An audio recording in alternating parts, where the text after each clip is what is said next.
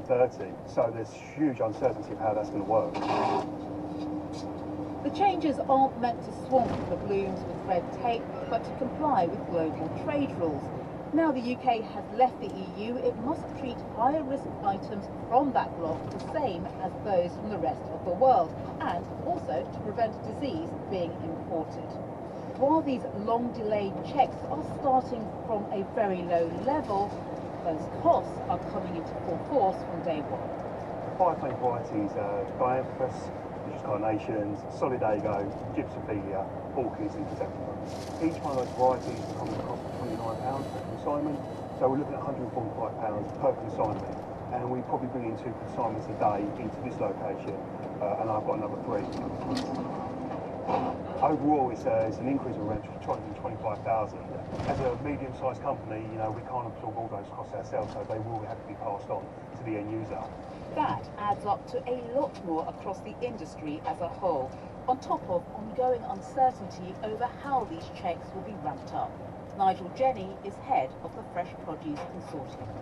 The cost to our industry, which specifically is fresh fruit and vegetables, flowers and plants, we estimate will be over £200 million a year. We accept there has to be borders, we accept we have to have physical inspections from time to time. We're just not getting our questions and our members' questions answered. And I've received, and the team has received, probably hundreds of emails over the weekend asking for clarification of things. We simply can't get straight answers to straight questions. It's not just the horticultural industry that might wilt, but also those bringing in meat and dairy products from Europe. We import quite a lot of cheese every week from France. Jamie Collins is from the cheese supplier and retailer Hamish Johnston. Every import we bring over on a weekly basis is looking to get an extra £220 or so added on to the cost. We will have to maintain our margins, so we'll probably have to put our prices up a little bit to cover that, which is probably going to be about 3 or 4%. These changes have been delayed 5 times, but were brought in for exporters as soon as the new trading arrangements with the EU took effect. That was 3 years ago. How has our trade performance panned out? Professor Anand Memon from the UK in a Changing Europe think tank. There's very little doubt. UK trade intensity relative to its closest partners has decreased. And the most plausible explanation is that this is down to Brexit. It's always worth caveating by saying so much has been going on. We've had COVID, we've had the war in Ukraine. It's very hard to be precise, but there does seem to be a pretty compelling case that Brexit has impacted negatively on our trade. 011. Almost 8 years after the referendum, changes are still afoot, the impact unclear. The government claims this tranche adds just 0.2% to food prices, but that still equals a total bill for businesses of hundreds of millions. Others reckon it could be far more, with smaller players hit hardest. It's an unwelcome addition after a period of major upheaval on many fronts.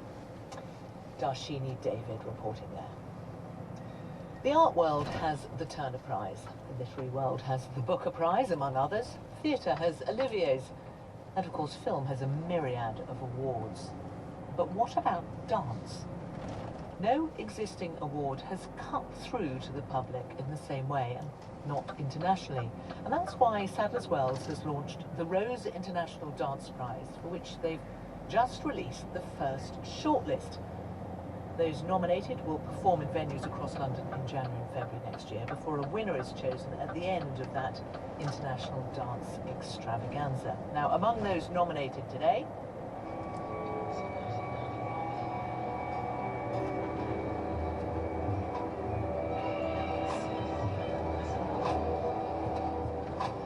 we can't show you the dance, but we can play the music. An Untitled Love by Kyle Abraham. It's a deliberately slow and strikingly sensual piece about the interactions of residents in a black community in the United States. And this.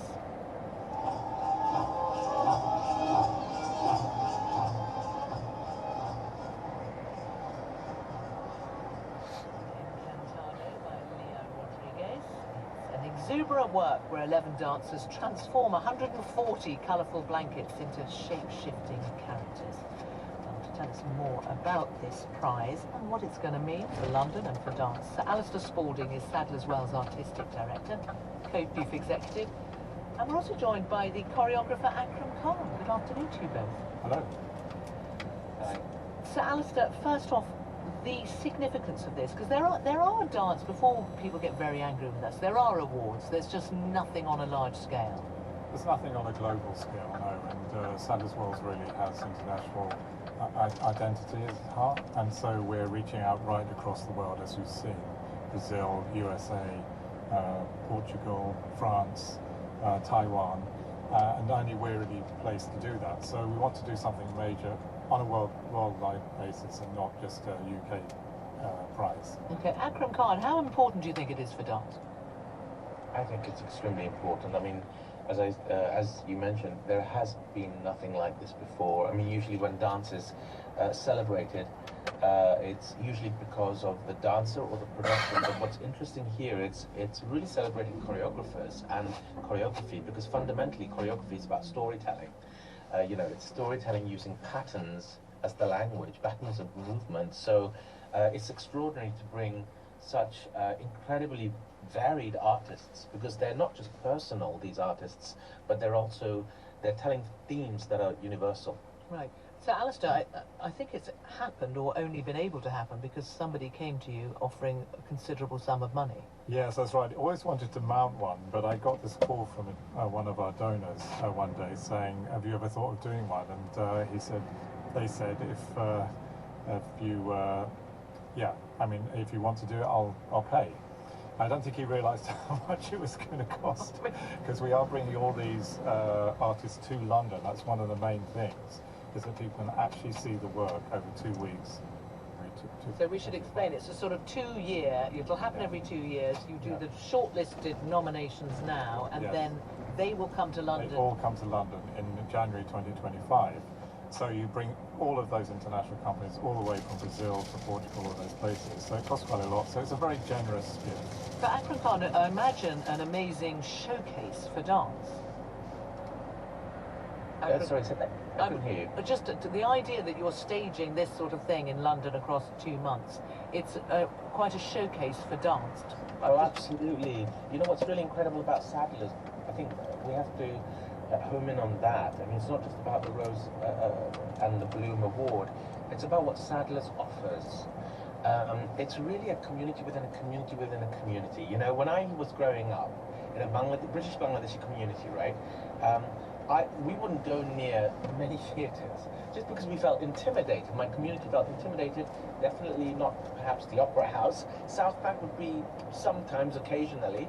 But what Sadler's has done, it's really pulled in everything that is dance related.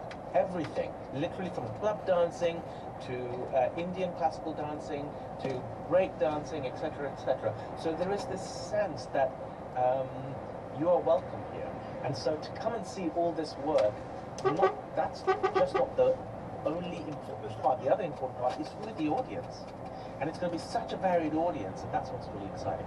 Okay, so Alistair, if the Royal National Ballet submitted a dance, it would be part, or is this not for that? It's for every dance style, from flamenco to hip-hop to contemporary to ballet. Anything can qualify. Now, most of these works are in the contemporary field. That's the way it's gone. But really, any dance genre can qualify. And as Akram says, that's what we're about. We're not just one form of dance. And Akram, will you be submitting one for future years? I haven't thought about that, but I'm just super excited to see who's on the line, on the list. They are really wonderful artists. Very good to talk to you, Akram Khan. It's Alistair Spalding. Thank you both. Thank you very much. Let's return now to our top story: the resignation of Scotland's First Minister Hamza Yousaf. It's only 13 months since he became the SNP leader, a period marked by scandal for his party and bitter disputes in his country over gender identity and climate change. It is a really proud day for me and my family. I hope it's also a proud day for Scotland. It speaks to our values as a country, as I stand here as the first ever Muslim.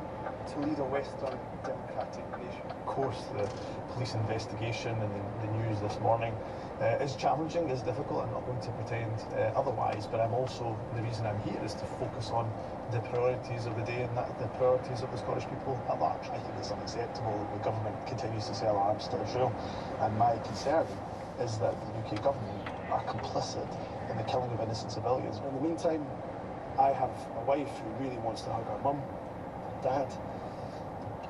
I have two girls who really miss their dad. And they just want to know, like many other families across the country, when they'll come home. For those who say that they have a zero-tolerance approach to hatred, well, the law then must safeguard people in relation to that. There is no intention to roll back from that 2045 date in order for us to reach net zero. In order for us to reach net zero, of course, 5 years ahead of the UK government. Only Hamza Yusuf could believe slamming the brakes is an acceleration. Following a discussion with my cabinet this morning, I have formally notified Patrick Harvey and Lorna Slater that I am terminating the Butte House agreement with immediate effect. Politics can be a brutal business. It takes its toll on your physical and mental health. Your family suffer alongside you. I am in absolute debt to my wonderful wife, my beautiful children, and my wider family for putting up with me over the years. I'm afraid you will be seeing a lot more of me from now. With his parting words there shortly before we came on air. Jim Sillars is the former deputy leader of the SNP, one of the key figures in the history of Scottish nationalism. Andy Rhodes is the editor of the Holyrood magazine. Good afternoon to you both. Jim Sillars. Yes, good afternoon. Do you think he was dealt an impossible hand? Well, right from the start, he made the fundamental error of saying he was the continuity candidate and would be continuity First Minister. That meant he was continuing the legacy of Nicola Sturgeon, which was in fact mess and mediocrity. And he never understood what he thought was a strength was in fact a salient weakness. And I suppose at the end of the day, what has happened was inevitable, because part of the continuity meant being handcuffed to the Greens. Their zealots, their minority point of view in Scottish society, and many of us thought they began, the tail began to wag the dog too much. And I think getting rid of them was inevitable, but he should have done it right at the beginning. Mandy Rhodes, where are you on the difficulties that he had, on his own responsibility for them? Well, I think Jim's right that Hamza did come in saying he was a continuity candidate, and that's been a continuity of chaos. And I think while he's announced his intention to resign, we're still left in a position today where we're going into a timetable that is still to be defined about his replacement. I mean, it's 6 days ago that he was saying that the SNP members didn't need to take a vote on the new House agreement, but now the SNP members will decide on who the new leader and the new First Minister is. So, I mean, Jim, you're very critical of the Greens, and as have a number of SNP politicians that we've spoken to, and yet it is the Greens that have kept the SNP in government. What do you think needs to happen now to allow the SNP to continue governing for the next 2 years, if indeed they have that mandate? Well, you see, I'm brought up in a school where I've experienced minority government. Minority government is not as difficult as some people think it is. They're just tiny, tiny number short of a majority. You have 4 opposition parties. The first thing you do is get your budget through. You've got 4 of them. You can pick off each one of them with something in the budget that they dare not vote down. And if you come to legislation, you bring out something, again, that they might feel able to amend and not oppose, let's say a housing bill for Labour, or something for the small business community for the Tory party, or something for the Highlands and the Islands for the Lib Dems. Perfectly possible, given the number that are still there with the SNP, to operate a minority government. Okay. One that concentrates on what matters to people, which isn't the hate crime, which isn't self-ID, it's reversing the decline in education, getting the houses built we don't have, reforming the National Health Service. Well, These are the priorities for the people. Well, Mandy Rhodes, who is capable then of pulling everybody together and navigating that territory? Well, I think the problem is, as Jim said, yes, the SNP have had success in minority government. Different time, different calibre of politicians, and we've now got a group of politicians who have a majority mindset. I mean, the names that are being mentioned, the one that's been mentioned most is John Swinney, who was leader in 1999, and said very recently that he didn't want to be the leader of the party, and in fact didn't stand only a year ago. So I'm actually not sure who is capable of bringing the party together at all. Okay, so in a word, please, both of you, can the SNP survive in government to 2026? Mandy? No. Jim? Yes, if they elect Kate Forbes as the new leader. Which they won't. This is a conversation to be continued. Jim Sinners and Mandy Rhodes, thank you both very much. And just a reminder then, that is our main headline today. The news that Scotland's First Minister, Humza Yousaf, has announced he's stepping down. He faced 2 confident votes after ending the power-sharing agreement with the Scottish Greens last week. It is a conversation that will continue in PM at 5. I'm Sarah Montague, and that's The World at 1:45. Studio direction was by Alison Purcell-Davies. The editor was Sophie Borkin. Now on Radio 4, we turn to the first episode of About the Boys. Over the next 5 days, Catherine Carr will be hearing about the trials, tribulations and joys of being a boy in today's Britain.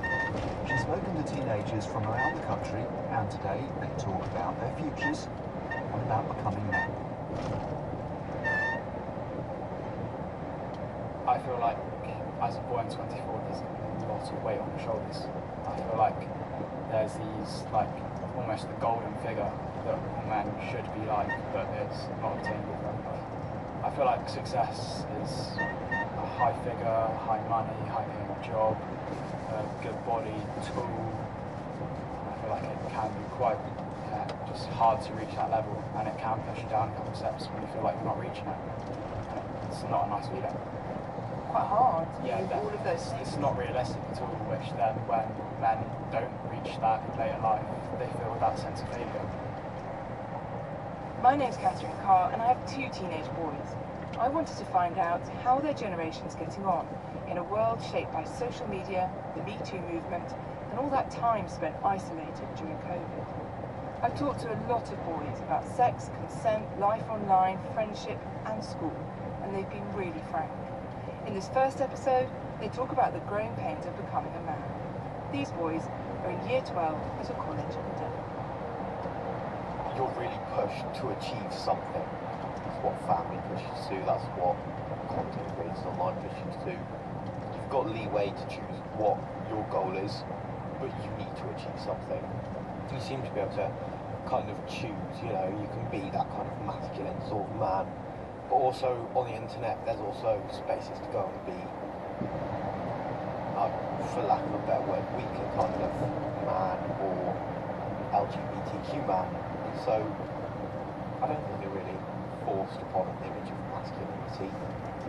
I think boys today are kind of caught between a rock and a hard place. Martin Robb is from the Open University and has studied male role models. There are new ideas, fast evolving ideas about what it means to be a man out there, being a caring man, about being emotionally expressive.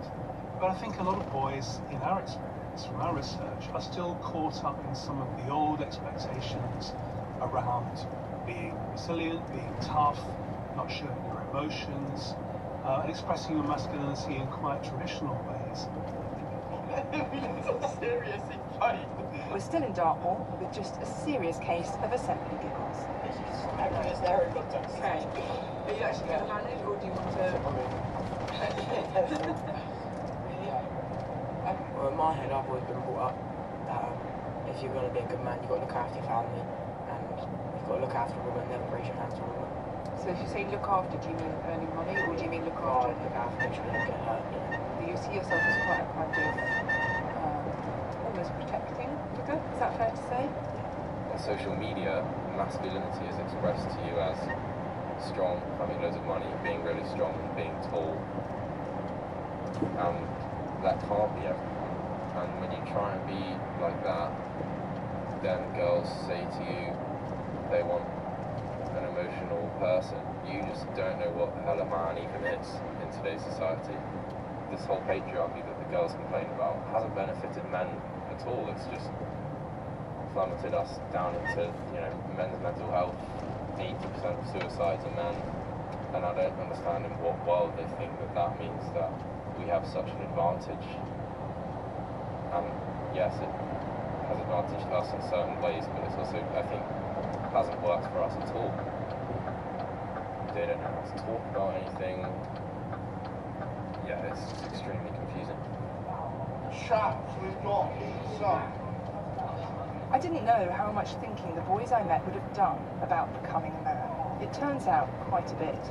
That 16-year-old, like this one having pizza with his friends at a youth club in Carmarthen, have reflected on it quite a lot. What do you mean in your trip like this? David worked at Dominic and the ASMR section.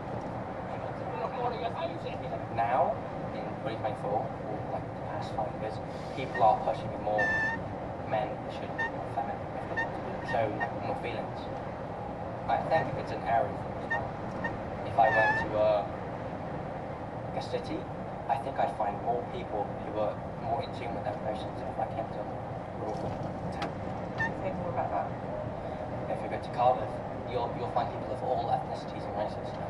All that culture combined, I think it changes what the whole, the area views things as. In Carmarthen, there isn't much ethnic. You do see it sometimes, but not as much as you do in some At one point before we begin, you call that boy intelligent, Bob.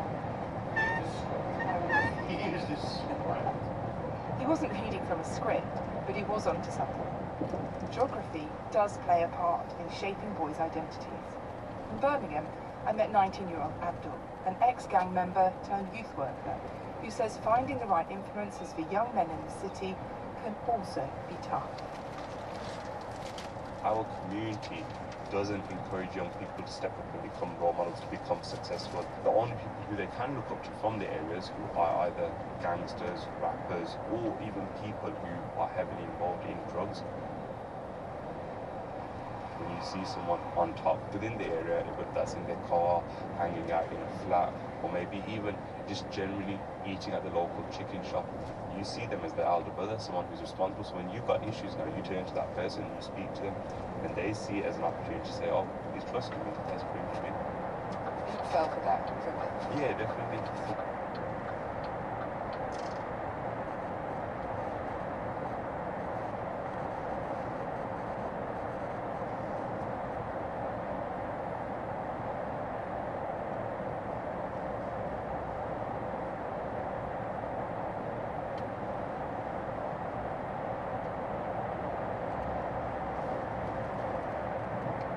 Our area, mess with us, you know what's going to happen.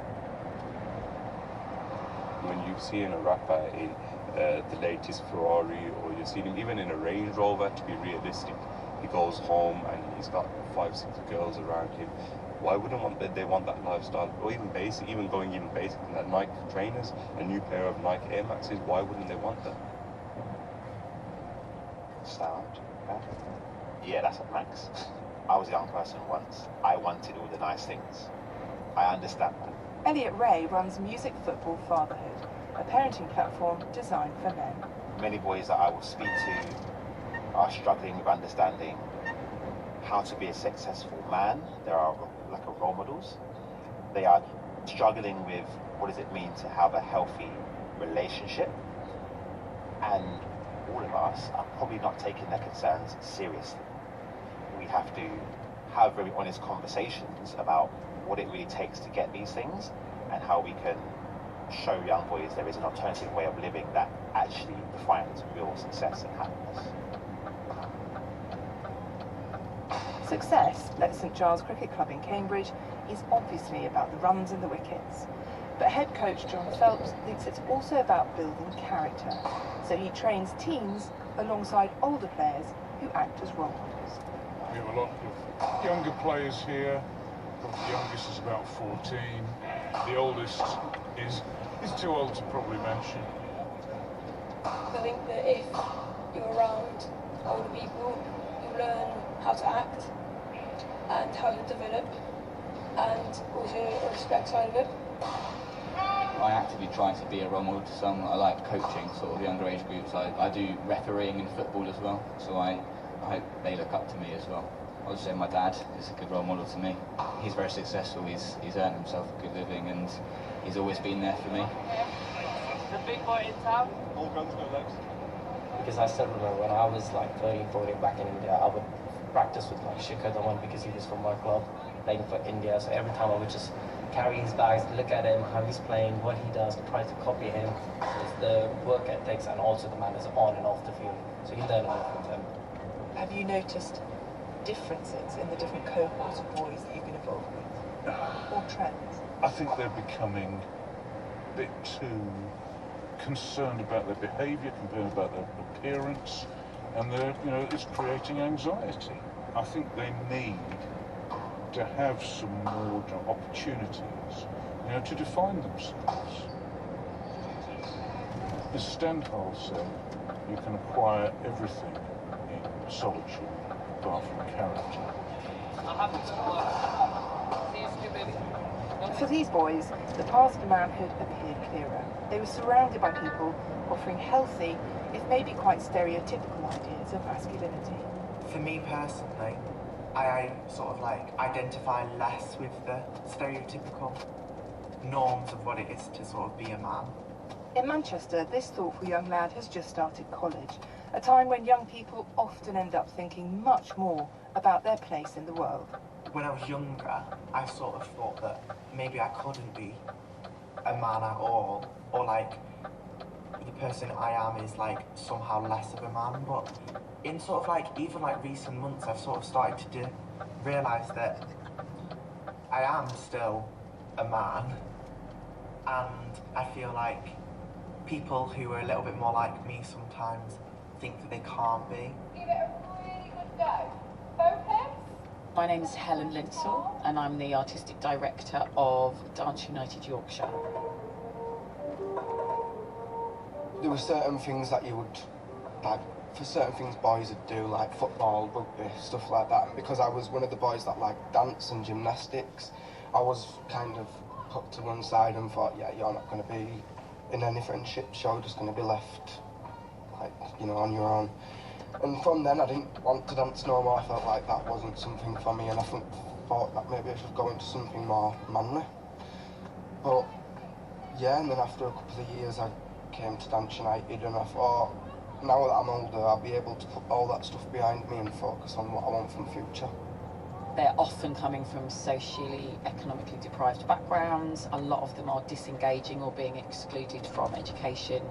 There's been a huge increase in mental health issues with young people, and young people that are kind of falling off the rails and getting involved with drugs or youth crime, and just disengaging completely from anything mainstream. For me personally, being an Asian male, it's a lot harder because you've got this way of family coming down on you. As the male person makes most of the money, and most of the female sort of people, they stay at home, like stay home wives, stay home sisters, and that sort of stuff. So you have that protective instinct as a male that's been given to you by your father and his father. Do you know what a role model is? Yes. Do you have any? I mean, from the area that I was in, not really.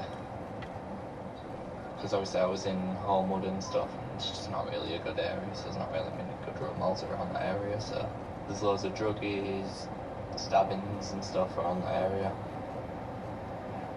So you said not in your area, no role models. Where else might you look? Do you have any from anywhere else? Not really.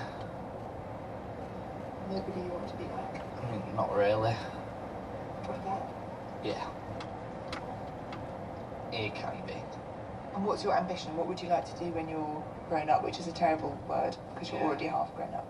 I mean, obviously I like doing dance because I have got a scholarship in the Northern School of Contemporary Dance, which I've been told is the most prestigious and the best dance school outside of London in the country.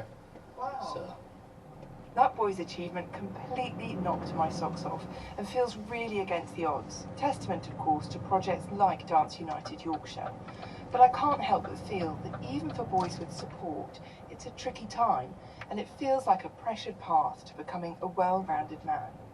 A lot of these naughty boys, I use quote marks, who are the ones, you know, messing around in school, maybe have role models who are, it's about crime, maybe they've got dads in prison or dads have left. They need to get rid of some of their energy, and actually if you can channel it through dance and performance, then they can really excel.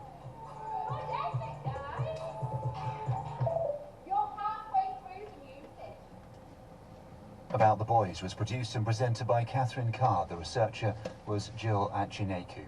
It's a Whistledown production for BBC Radio 4. David Nichols' new novel, You Are Here. I, Marnie Walsh, age 38, am lonely. Will a hiking trip bring two isolated people together? Why am I doing this? She bellowed into the rain. I'm not even sponsored. Read by Jim Howick. People found it easier to talk frankly when walking. You'd have to watch out for that. And Sally Phillips. She liked his voice, reassuring. The kind of voice used to sell funeral plans on afternoon TV. You Are Here by David Nichols starts this Monday to Friday night at 10:45 on Radio 4 and BBC Sounds.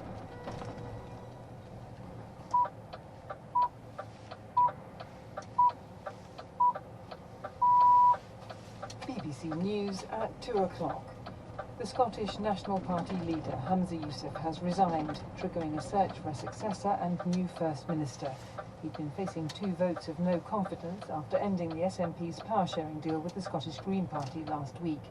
During his resignation speech, Mr Yousaf admitted he'd misjudged the level of upset this had caused.